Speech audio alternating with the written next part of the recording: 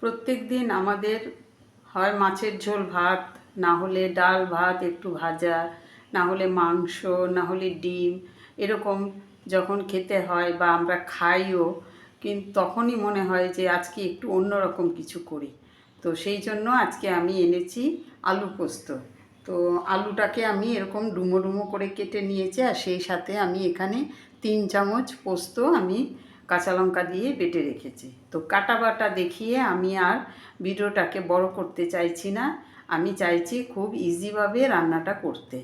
তো তার জন্য আমি এখানে তেলও বসিয়ে দিয়েছি। তেলও আমার গরম হয়ে গেছে। এখন আমি রান্নাটা শুরু করব। দিয়ে দিলাম খানিকটা কালো জিরে, আর সেই সাথে এখন আমি দেব কাঁচা আলুটা। দিলাম নুন, দিলাম একটু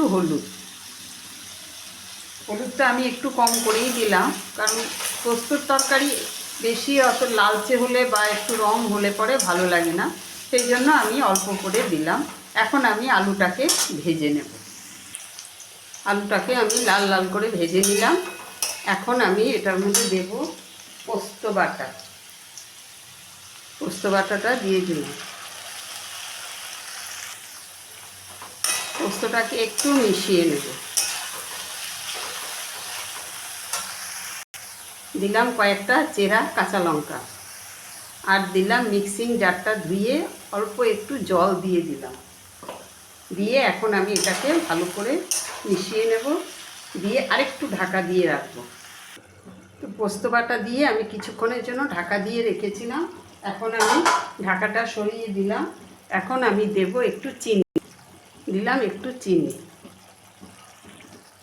চিনিটাকেও একটু মিশিয়ে নেব।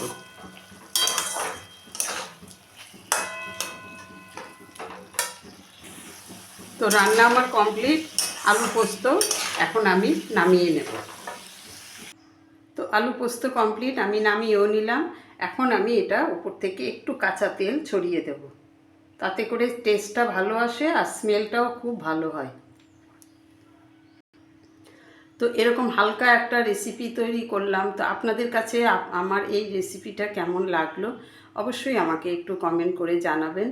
আর সেই সাথে আমি সবসময় চেষ্টা করি আমার দর্শক বন্ধুদের সাথে খুব সিম্পল রেসিপিগুলো দেখানোর।